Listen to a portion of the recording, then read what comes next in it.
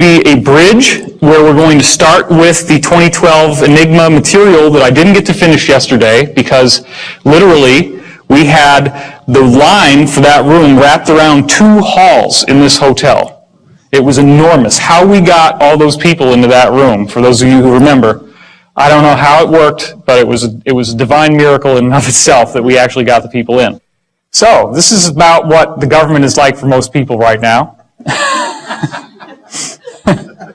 We have gotten into this illusion that the government is our benevolent father figure and protector, and more recently now it's feeling as if what's the surprise is not what we're expecting.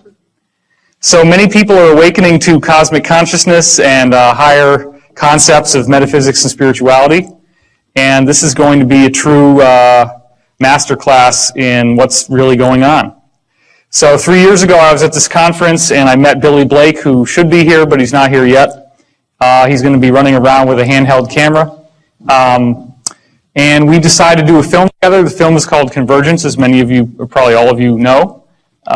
So that film deals with the idea that the underlying fabric of this universe is consciousness, which is what all the old mystics and all the old religious traditions have been saying for thousands of years. Now, what I offer is a much more elaborate and intricate spin on the notion of a consciousness field than you've probably ever seen anywhere else. Of course, it goes without saying that for those of you who haven't seen this, when they haven't seen it before, there's a gasp in the audience, but you all are well initiated. Edgar Cayce and myself, there's obviously a facial similarity there. This is my brother and Casey's first guy, Dr. Ketchum, who got him out there in the world. My father, after a Metallica concert, that's why he's sneering. And the Squire, Edgar Cayce's father. My father would only shop at the Squire shop, and everybody called Cayce's father the Squire.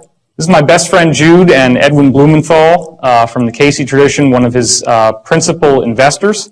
Jude and I did marvelous music together in high school, at least we thought so at the time. And this is my friend from college, Christopher, and his corresponding reincarnation, Morton Blumenthal. This is my good friend from college, Angelica, and this is Edgar's wife, Gertrude. These are like the only people I'm still in contact with from high school and college. I mean, you have to understand, these are not just random people from my life. These are like some of my closest associates and friends. And then when you find out that they're the same people as in Edgar's circle, it's very, very surprising. Okay, so as we went through yesterday, are there great secrets being held? This was something a lot of people didn't catch on the way they did the reflection on the poster for the Da Vinci Code. And of course, what is the eye in the triangle on top of the pyramid? Is there a message that's being given that we're not fully getting access to? Gore's inconvenient truth, sure, that looks like smoke, not. That looks like a galaxy. And here's the Milky Way from the top down. There's our sun, so you can see this is about where we are. So we're not all the way out at the edge, we're kind of in the middle. But doesn't this look sort of like crosshairs to sort of point towards the galactic center and suggest that there's some sort of galactic alignment that's going on here? So later in this talk, you're going to hear about interplanetary climate change, which is how this movement into a new area of energy in our galaxy is in fact actually causing all the planets in the solar system to experience changes just like the ones we see on Earth. So this is far from an isolated phenomenon. There's also these new physics discoveries that keep leaking out, and they always relate to sacred geometry. The idea in this case of the dodecahedron, which is 12 pentagonal faces that kind of looks like a soccer ball if you make it into a sphere. They actually found out, these scientists discovered that the background radiation from when the universe was first created has arranged itself into this odd geometric pattern. And that's been proven. So then the question is, okay, what is the force that would cause that type of geometry to emerge in the formation of the universe? As we're going into the 2012 subject, of course, crop circles have been on everybody's mind. This was the formation that came down a couple years ago, which started out in an unfinished way. You notice that all of these blocks are completely solid, and this area is solid as well. Well, the circle makers, whoever they are, came back.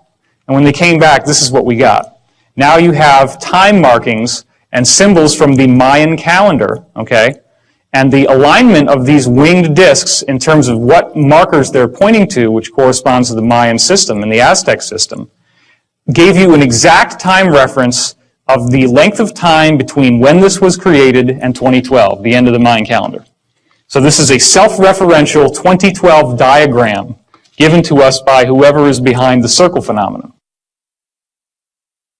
This is one of many crop circles which seems to suggest that the secret to understanding 2012 and this mystery that we're dealing with right here in our talk today is in vibration.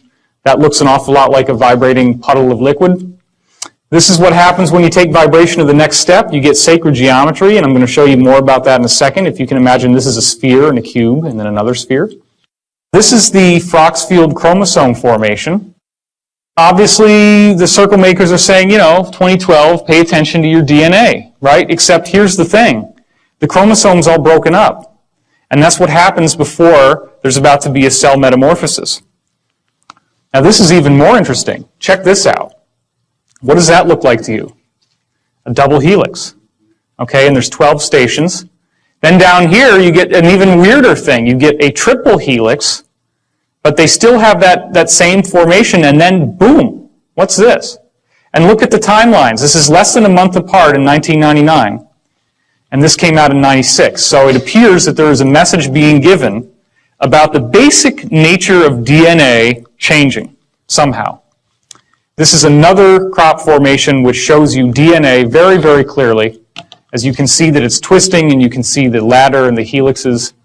So there's something very interesting going on here. Now, this is one of the most staggering formations that's ever come down. And as I said yesterday, the idea that two drunken Englishmen stomped it down with a funny hat and a string and board after coming back from the bar one night, it just doesn't fly. This is much too complex to be something that could have been done without an elaborate. And the thing is, there have been some cases where formations like this have been documented as showing up within a 1 hour period. Like somebody's out there at night, they see nothing, and then there's lights and the dogs start barking and everything goes nuts, and then all of a sudden, boom, there it is. So this is showing you the geometry of the tetrahedron, which here's a drawing of it. This is the frozen vibration that is one of the principal energy fields that moves through planets, as you can see in this diagram. It shows up at 19.5, which is Richard Hoagland's thing. He's speaking tonight at 7. So here's your animation of the actual Great Red Spot, which is at the limb of the tetrahedron down here, and Jupiter. And this also extends through the Great Dark Spot on Neptune. This extends through a shield, and this also extends through the Great Dark Spot on Neptune.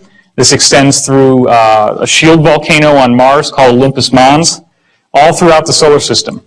So here's the secret. This is just a puddle of water that's got ordinary particles of sand in it called colloids. And those colloids are then vibrated on perfect sound frequencies like the white keys on the piano. And what you get is this interesting geometric shape inside, which should look pretty familiar to us by now. So this is the same pile of sand in the same water, just with different sound frequencies. And this is a very important point we're going to get into soon. The fact is that you can crank up the sound to a different frequency, and you get the same stable geometry. It stays there, it doesn't move, and when you crank it back down, it goes back to the other shape. So these shapes remain consistent for the given volume of water that you have and the shape of that water, regardless of how many times you change your frequencies. And it's also important to notice that the density of the structure, the density of the geometry gets higher as the pitch goes higher. These are increasing pitches as you go down. So that's a very important point.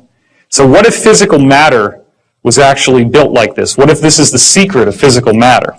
Could that mean that atoms and molecules as we know them could fundamentally shift? That's what we're looking at. As I was training you into seeing yesterday, is there a parallel reality where space and time flip over, where they invert with each other? And the answer is yes. That's actually what is going on. Does this solve all the basic quantum physics problems? It does, and that's been proven. Goes back to the two-slit experiment where you have single electrons that move through two slits, but then they form an interference pattern of more than two slits on the other side, which is like a wave. So here you have a particle, but over here you have a wave, and you can even have multiple strikes at the same time. So atoms and electrons are not little bitty chunks of matter. They're just energy. But they're not behaving the way they should.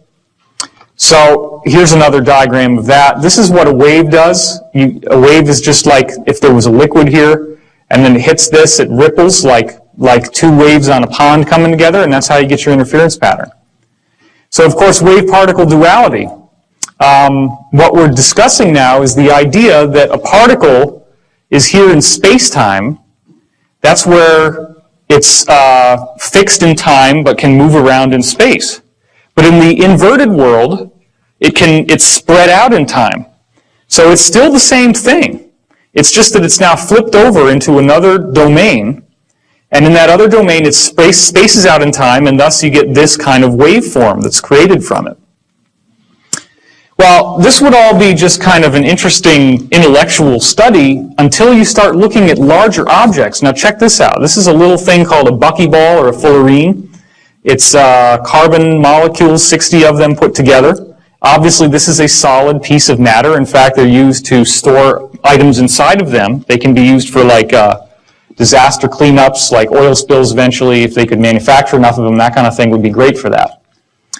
Well, Zellinger in 1999 took these carbon-60 molecules and shot them at a 100 nanometer diffraction grating, which is a little slit like we showed you before, and he got an interference pattern, which is like a wave. So do you realize what that means? The Bucky balls were rolling inside out somehow. They hit that wall, and they turned over. Like, have you ever had one of those little balloons where you squeeze it in your hand and it goes whoosh? Is everybody with me? That's what seems to be happening with physical matter, and I've heard that from black ops people as well. This is performed in Austria. So this little guy popped into all these waves when he hit the wall because he flipped inside out. Now, what's really interesting about the geometry that we're already showing you, like the geometry at the formation of the universe, is that they also can do this. But they do this in a very interesting way. When these geometries flip inside out, this is the opposite that they form. So when you have the dodecahedron, it forms the icosahedron. The tetrahedron flips into another tetrahedron upside down, and then the octahedron flips over into a cube, and it goes back and forth between those two. Now here's what's another very fascinating point. We've just seen how the fullerene can burst into a wave. Well, guess what? DNA is almost the same width. Now just chew on that for a second if you haven't already seen this talk. I mean, DNA is supposed to be a molecule. In fact, the amount of DNA in one cell of your body, if you spaced it out, is 5 feet long. It's 5 feet tall. So there's a lot of DNA in there, but if DNA can turn into a wave, then that opens the door to all these quantum non-locality principles. All of a sudden that stuff becomes real. It becomes true.